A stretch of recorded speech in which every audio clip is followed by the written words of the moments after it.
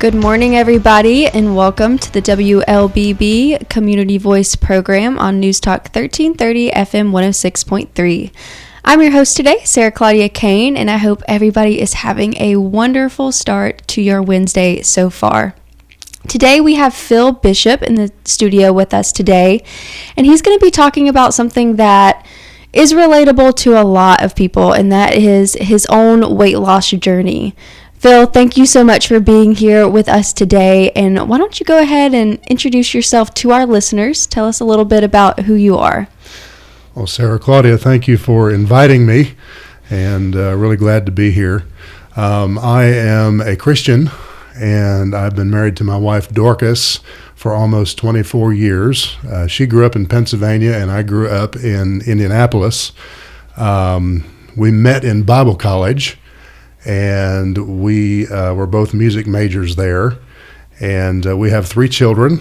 We have two boys and a girl, and our oldest son attends Bowden High School, and our 2 youngest attend the elementary school in Bowden, where my wife also works as a parapro.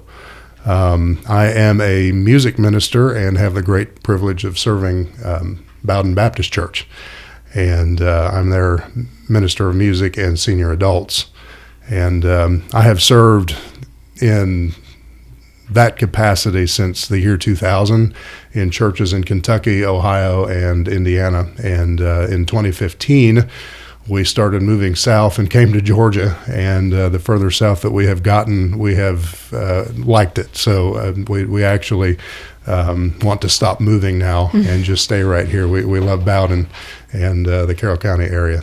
Well, we're blessed to have you in our community, that's for sure. And I love how you started off by saying I'm a Christian, because, you know, we're nothing without that, without Christ in us. So that is a wonderful way to start off this interview. And as I mentioned, I know weight loss is something I think at one time or another most of us have struggled with.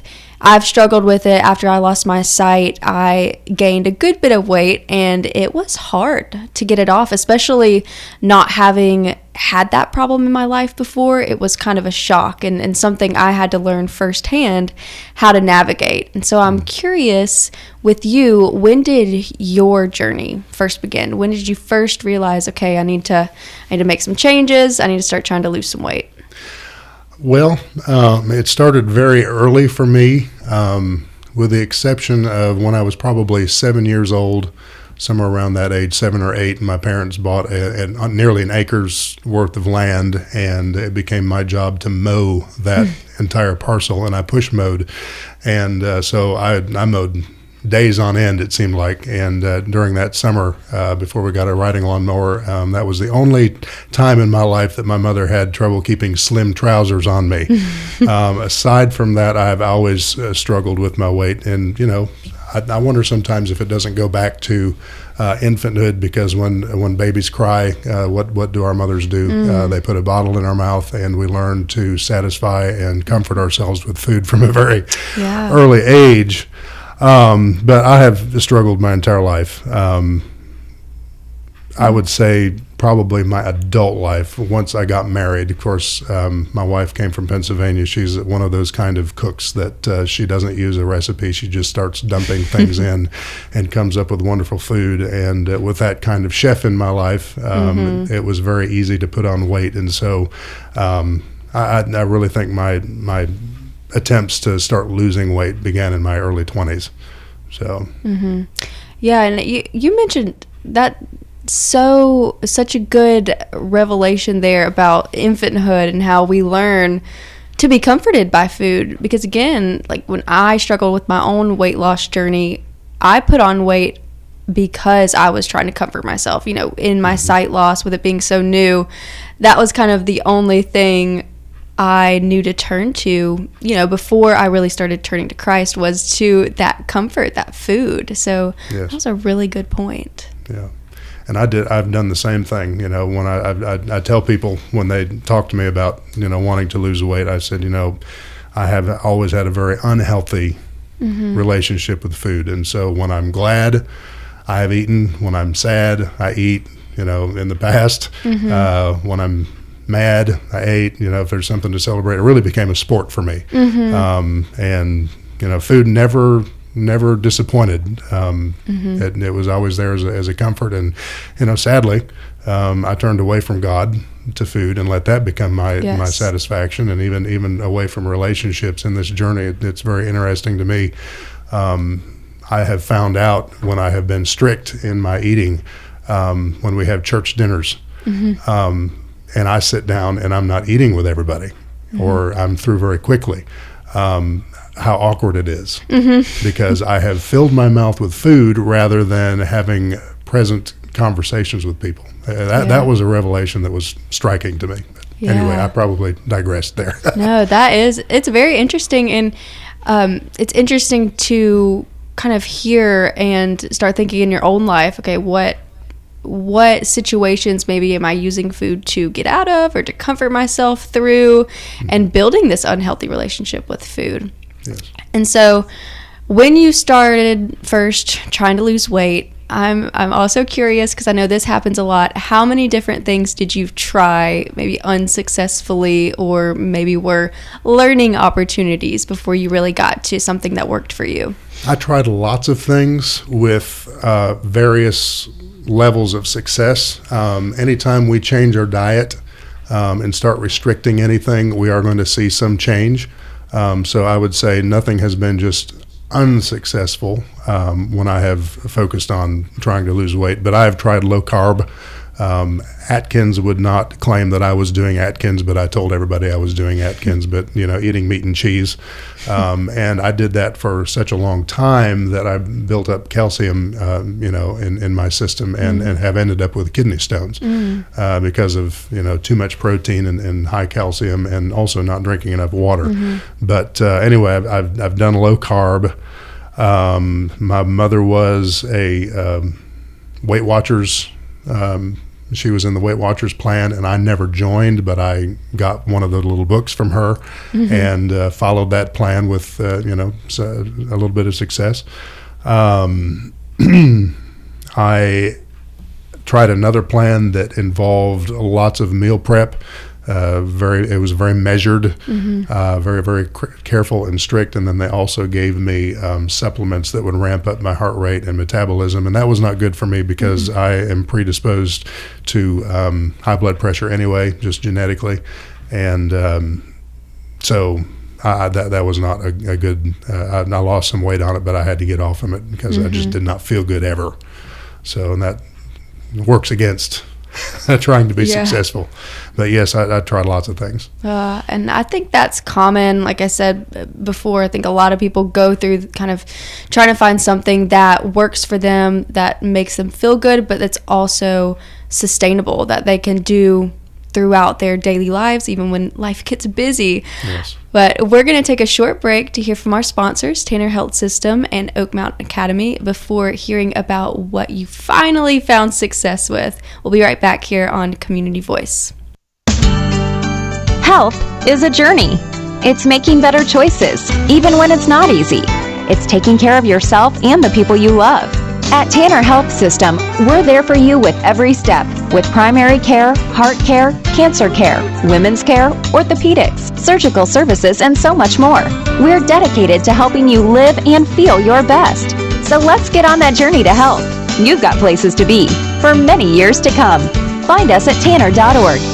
I'm Michael Flynn, Oak Mountain Academy class of 1978. Katie Flynn, class of 2010. Justin Flynn, class of 2014. Logan Flynn, class of 2019. And I'm Marnie Flynn, current teacher at OMA. My uncle Richard Owen Flynn, a founding father of Oak Mountain Academy, had a vision to see students become confident leaders who hold a faith-based value system in an academically rigorous environment. We are proud to celebrate 60 years of fulfilling my uncle's vision. Our family invites you to visit the campus or oakmountain.us today.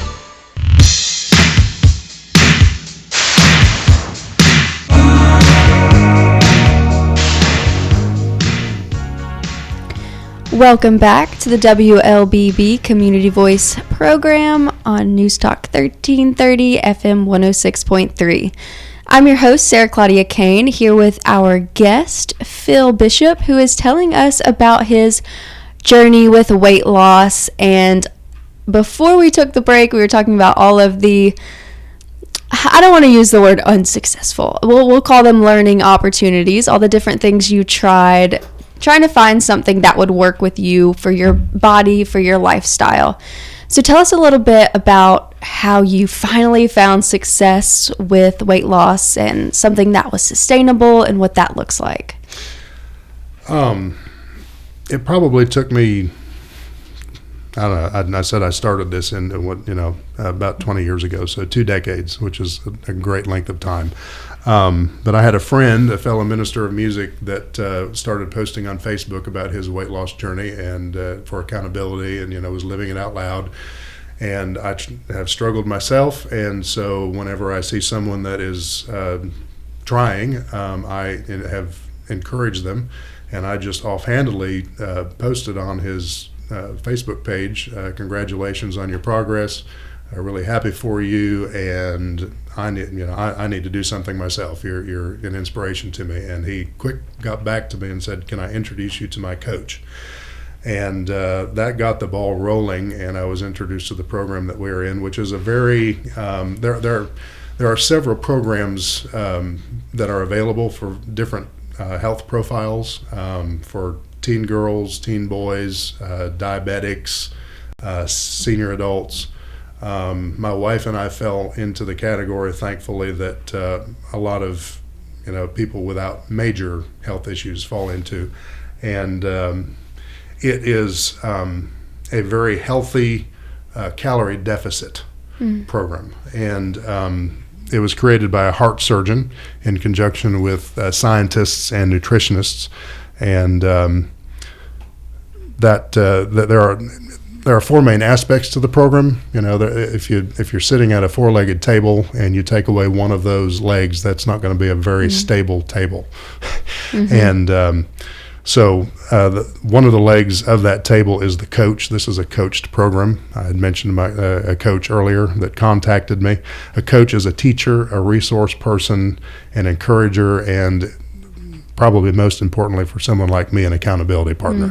Then there's education that goes along with our program, from the beginning weight loss phase to the transition phase to the optimal health or maintenance phase of the program. We are taught daily micro habits of health.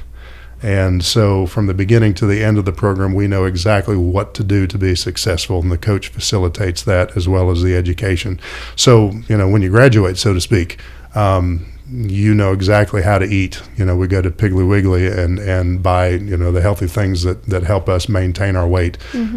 We have to do what we know to do. But if we don't, of course, we're going to put weight back on. But one of the strengths of this program, when I've talked about people that have kept their weight off for decades, yes, they've fluctuated up and down. Sometimes they've put on 10, 20 pounds. But when that happens, they'll call their coach and they'll say, I need some accountability. I'm going to go back on program and lose quickly, or I'm just going to follow the healthy habits that I know, and it'll come off more slowly, but I need accountability until I get back down to where, my goal and my optimal weight is. And so you've got the coach and the education. There's community. You and I know that we've become like the people that we gather around us and that we associate with. And so it's very important for people like me to surround myself with people who are also working on their health. One of those places in our program is we have a private Facebook page, and that's just a wonderful, safe place with people like me that have struggled with weight loss and all of the things that go along with that. And it's a safe place to go share victories, to share, to vent and say I'm having trouble. I'm anxious because we've got a wedding coming up, and I'm afraid I'm going to eat the cake and have too much of it, and I'm going to put on, too much, and that's going to start a ball rolling for somebody that has addictive behaviors. I will say I've never sat on a couch with an addiction counselor for food, but I think I would probably qualify as a food addict because at 340 pounds, I thought that I could stop, but I really couldn't, and I never did. With any lengthy success and go back to those kind of habits. But Anyway, that's a good place to go vent, and people will get on there and say, hey, when I am anxious and when I just want to dive back into the bowl of queso, this is what I do to distract myself from it, or whatever, whatever it is. I get up and get moving and doing this rather than focusing and being crazy about in my mind, about what I'm afraid of. I can go do something positive. And then there's the food from the company, which comes in the form of bars and shakes and hearty things like potatoes, and there's breakfast items, there's desserts, there's crunchy, savory, snacky things. Since when we've been on program, I've never felt deprived of sweets, of snacky things, and just good tasting things. I think there are like 58 different options of things to purchase from the company that work within the scope of the program to help people be successful. So those are the four main components of the weight loss system. Yeah, I love that framework. I love a lot of things about it, and one of the things that struck me was just having that community. I think with any sort of obstacle or hardship or anything you're getting over, including weight loss, just having other people who have walked the same path can be so healing, but also motivating, just to be like, hey, this person has gone through it, they're on the other side, I can get there too. And having that communication with them actually giving you those practical tips and having that education of knowing when life gets crazy, okay, I have the education, I have the knowledge to be able to deal with this. And I know it's more than just getting a little meal card every day and, or getting a meal sent to you. You actually know what to put in your body and what to do to lose that weight. I think that's wonderful. Yeah, and I would interject there that while there is food initially to purchase from the company, in our specific program that my wife and I have done, we have only one meal per day that we have to worry about measuring out, and it's lean protein and healthy vegetables. But it is not the company's purpose to keep you, it's not sustainable to just keep buying, the food that helped you to lose weight. You have to get back to Piggly Wiggly or wherever it is that you shop, and so the program helps you to get your weight off, but then get back to normal living in a sustainable way, and knowledgeable way. So yeah, exactly. You gotta have that knowledge and the skills to be able to make it a lifelong endeavor. Because at the end of the day, it is. I mean, it's something you're going to have to keep at. So I love that. I love that framework. We're going to take our last break to hear from our sponsors, and we'll be right back with Phil Bishop to hear more about his journey. Stay tuned. Health is a journey. It's making better choices, even when it's not easy. It's taking care of yourself and the people you love. At Tanner Health System, we're there for you with every step, with primary care, heart care, cancer care, women's care, orthopedics, surgical services, and so much more. We're dedicated to helping you live and feel your best. So let's get on that journey to health. You've got places to be for many years to come. Find us at tanner.org. As a believer in the power of education, we are called to set the standard by shaping and empowering the minds of future generations through quality education. Oak Mountain Academy embraces this philosophy, which is why my children attend this prestigious school. I am elated to serve on the OMA Board of Trustees, where together we prepare students and remind them to trust and believe in the power to transform the world. I'm Dr. Brian Bain, inviting you to celebrate our 60-year legacy of academic excellence. Visit us at oakmountain.us.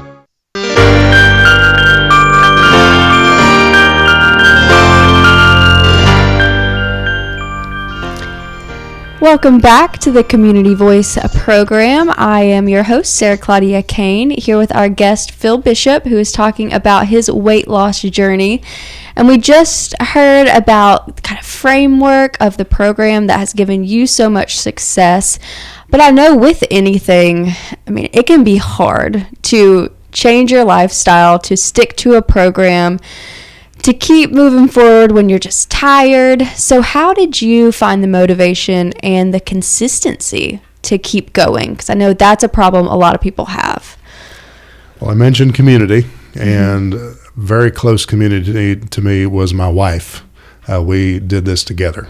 So that was a very powerful dynamic.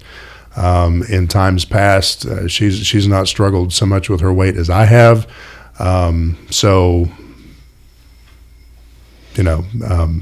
but having community, I would say staying connected to my coaches. I'm the kind of personality that desperately needs accountability. And so, whether I need to confess, I fell off the wagon, or profess that, hey, it's going good. It's just, the motivation has come from knowing that I answer to somebody. And also I've got, my wife and others with me that are walking the same journey. I think focusing on my whys, why am I doing this? My family is predisposed to being diabetic, to heart problems. And so, just being healthy and hopefully avoiding weight-related health issues that come on just because I'm overweight for a great length of time. That was a very strong why. Initially coming on, I didn't feel good about the way I looked. I didn't like how I felt in my clothes, constantly tugging at my clothes to try to get them to fit and lay better and all those things, and just, staying away from cameras or positioning myself behind people so I couldn't be seen. Those were whys that were good at the beginning. They didn't necessarily keep me motivated, when all of those things, became so much better. But those are some of the motivations. Also becoming a coach. My wife and I are a coaching team. I don't want to be the coach that sits on the sidelines and says to my clients, do as I say, not as I'm doing. And so that's another piece of what has helped with consistency and motivation big time. Yeah, now, so you got that accountability, and now you're having to kind of be accountable for others to motivate others. them. Yeah, so it's kind of shifted, and I know I experienced the same thing. I lost my weight by, first I started just working out, but after I would leave the gym, I would go, get my pumpkin spice latte full of sugar and everything, and eventually my trainer, it has to come from within you, but I got to the point where my weight just added up so quickly I couldn't get my shorts over my knees. I was like, how is this weight come on so quickly? And I asked my trainer, she said, well, what have you been eating? So she kind of waited for me to get to that moment, and then she started holding me accountable. So that was what motivated me, knowing that, okay, every week I'm gonna get weighed, and I want that number to start going down. And so that accountability is so important, and it can come from different sources. And I know you're a man of faith, so how did that kind of play into your journey? When I introduced myself at first, I said I'm a Christian, and that was very purposeful. My faith and relationship with God touches everything that I do, and should anyway. And 1 Corinthians chapter 10 teaches us that who are Christ followers, that we have an influence on others. Starting with verse 31, it says, so whether you eat or drink, whatever you do all for the glory of God. And it goes on to say, don't be offensive to others, don't be a stumbling block. Paul said, I try to please everyone in everything I do. I don't just do what is best for me. I do what is best for others so that they may be saved. That has applied so strongly in this, in my mindset, and I want to be careful and just say I'm speaking specifically of me, because this could sound unkind or judgmental, but this is how I was convicted in my own life about me. I'm not talking about you or anybody else. This is about me. But me as a Christian and representative, I didn't want in my ministry position to say to somebody, for instance, that is struggling with alcoholism, you hadn't better drink so much. When they could turn right around and say, you know the health risks and diseases that alcoholism brings, when they could very easily turn around and say, well, you're a good one to talk. What a hypocrite. Clearly you don't control what you're eating. I mean, here I am, 340 pounds.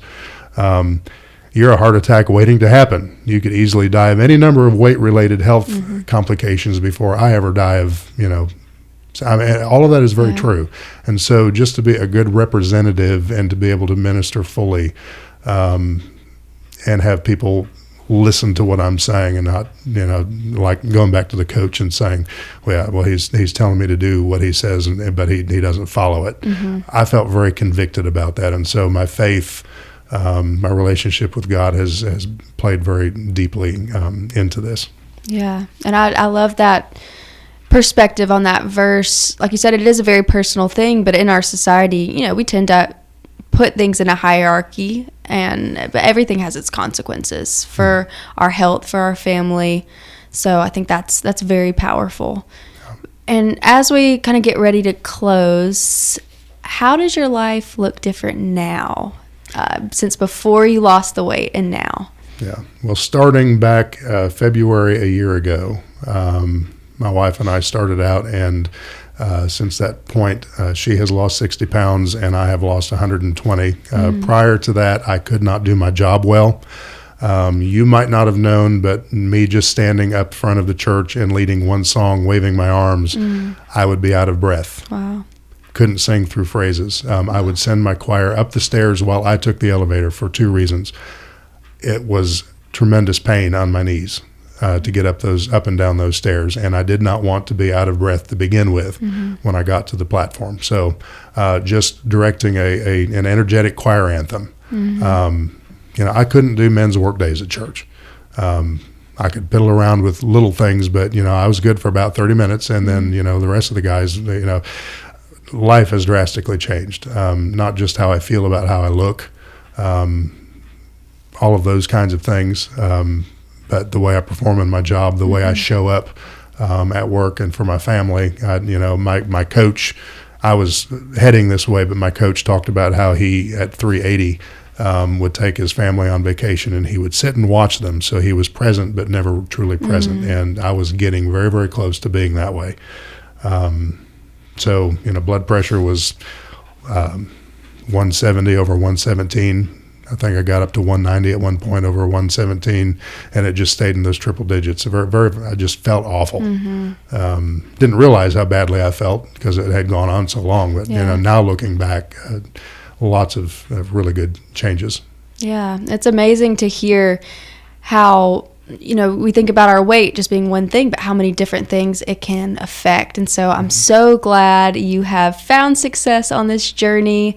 You have been so successful in losing weight, and it's just touched so many different parts of your lives. I'm glad you're able to find more joy in your job again, and I am just so thankful for you coming on today. I hope it has encouraged some people, motivated some people. If you're having trouble just moving forward in your own weight loss journey, that you will find that why, ask those why questions, find the motivation, consistency, a program that works for you.